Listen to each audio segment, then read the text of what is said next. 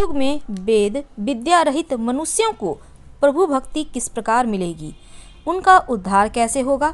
हे मुनिश्रेष्ठ, ऐसा कोई व्रत अथवा तप बतलाइए जिसको करने से थोड़े ही समय में पुण्य प्राप्त हो और मनोवांछित फल भी मिले।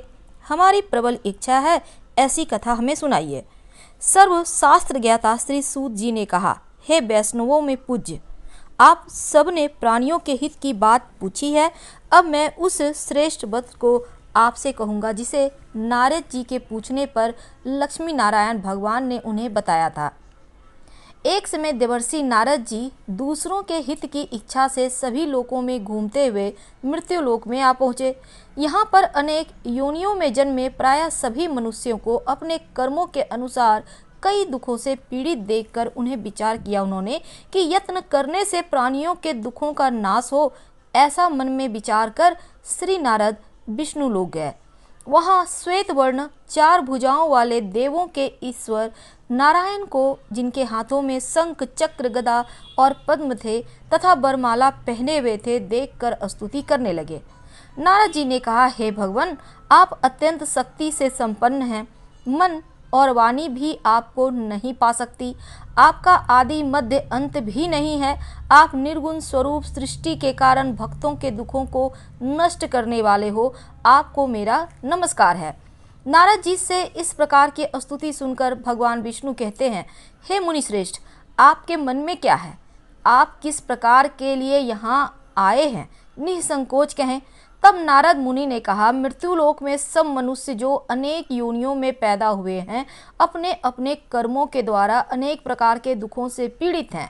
हे नाथ, यदि आप मुझ पर दया रखते हैं तो बताइए, उन मनुष्यों के सब दुख थोड़े से ही प्रयत्न से कैसे दूर हो सकते हैं। भगवान विष्णु कहते हैं, हे नारद, मनुष्यों की भलाई के लिए तुमने यह बहुत अच्छा प्रश्न किया। जिस व्रत के करने से मनुष्य मोह से छूट जाता है, वह व्रत मैं तुमसे कहना चाहता हूँ। बहुत पुण्य देने वाला, स्वर्ग और मृत्यु दोनों में दुर्लभ यह उत्तम व्रत है जो आज मैं प्रेमवश होकर तुमसे कहता हूँ।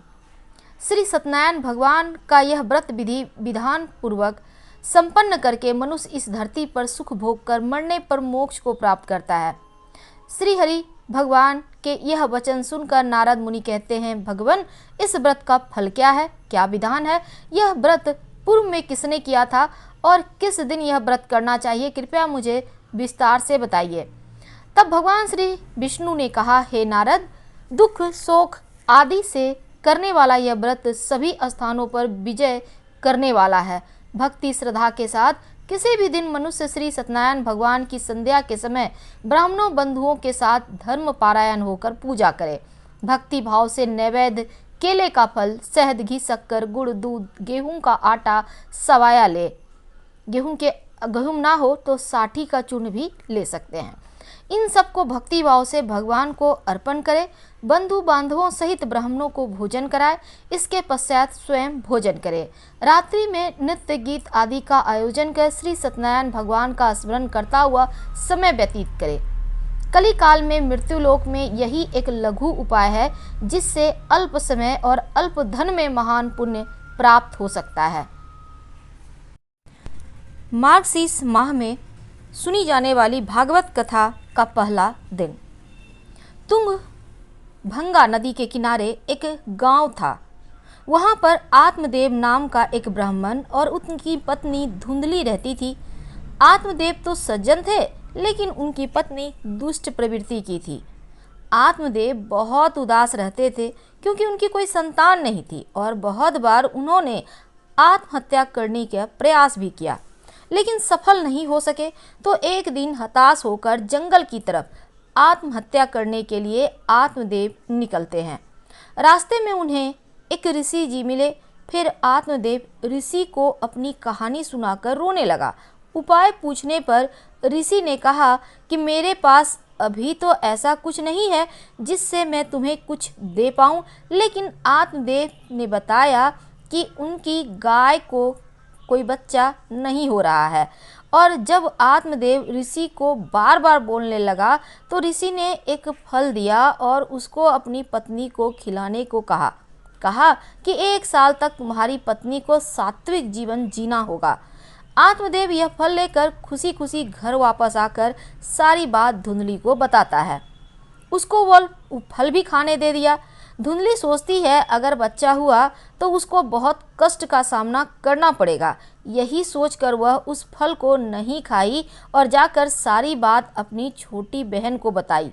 तो उसकी बहन ने उसे एक रास्ता बताया और कहा कि मैं गर्भवती हूँ और मुझे बालक होने वाला है, तू ही ले लेना और उसको और उस फल को गाय को खिला दे। इससे उस ऋषि की शक्ति का भी पता चल जाएगा। धुंधली ने ऐसा ही किया और अपने पति आत्मदेव के सामने गर्भावस्था का नाटक करने लगी। कुछ दिन के बाद जाकर उसके बहन से बच्चा लेकर आ गई और आत्मदेव बहुत खुश हुआ। खुशियां मनाई गई। उस बच्चे का नाम ब्रह्मदेव रखना चाहा, लेकिन धुंधली ने फिर झगड़कर उसका नाम धुंधकारी रखा। तो धुंधली ने जो फल गाय को खिलाया था उसके भी गर्भ से मनुष्य का बालक हुआ, जिसका कान लंबे लंबे थे, इसीलिए उनका नाम आत्मदेव ने गोकर्ण रख दिया।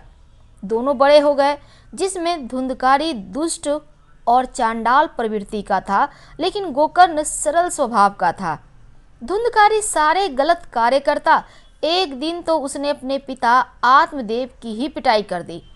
आत्मदेव बहुत दुखी हुआ और उसने दुखी पिता को देख गोकर्ण उनके पास आया और उनको वैराग्य जीवन जीने के लिए कहा और कहा कि संसार में हम बस भागवत दृष्टि रखकर ही सुखी हो सकते हैं। गोकर्ण की बात मानकर आत्मदेव गंगा के किनारे जाकर भागवत के 10वें स्कंद का पाठ करने लगे और उसी जीवन में उन्हें भगवान श्री कृष्ण की प्राप्ति हो गई।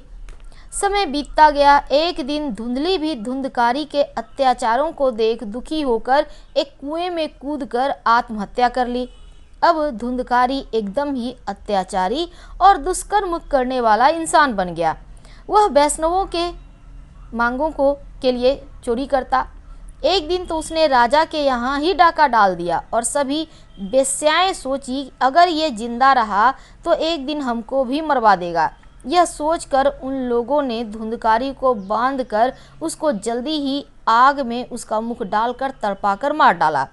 बुरे प्रवृत्ति होने के कारण वह धुंधकारी प्रेत बन गया और अपने भाई गोकर्ण को डराने लगा। हालांकि गोकर्ण ने अपने भाई का श्राद्ध गया में जाकर किया था, लेकिन धुंधकारी को फिर भी मुक्ति नहीं मिली। अब वह गोकर्ण को डराने की कोशिश करता, लेकिन गोकर्ण था गायत्री मंत्र का जप करता था, तो धुंधकारी उसके पास नहीं जा सकता था।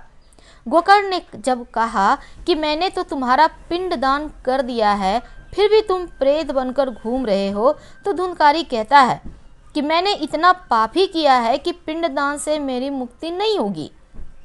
इसके बाद गोकर्ण ने सभी विद्वानों से राय लिया और सूर्य देवता को नमन कर इसका उपाय पूछा। तो सूर्यदेव ने कहा इसकी मोक्ष की प्राप्ति भागवत कथा सुनने से होगी। गोकर्ण ने भागवत कथा का आयोजन किया और धुंधकारी एक बांस में जाकर छिपकर बैठ गया। वहाँ पर 7 गांठ थी, वो वहीं जाकर बैठा था। बहुत से लोग 7 गांठ का बांस लगाते हैं भागवत कथा में, और ऐसा माना जाता है अगर परिवार का कोई सदस्य भूत हो गया है तो ऐसे अवश्य लगानी चाहिए। पहले दिन के कथा में पहला गांठ का भेदन हुआ, दूसरे दिन दूसरे, ऐसे करके 7 गांठों का भेदन हो गया। धुंधकारी दिव्य रूप धारण कर प्रकट हो गए और उनको लेने भगवान स्वयं आए। भगवत कथा बहुत सारे लोगों ने सुनी होगी और धुंधकारी को स्वयं भगवान लेने क्यों आए ये शायद आपको नहीं पता। देखिए, धुंधकारी ने पूरी भागवत कथा श्रद्धा और प्रेम से सुना था, इसलिए श्री उनको खुद लेने आए। जय श्री कृष्णा। हर हर महादेव। धन्यवाद।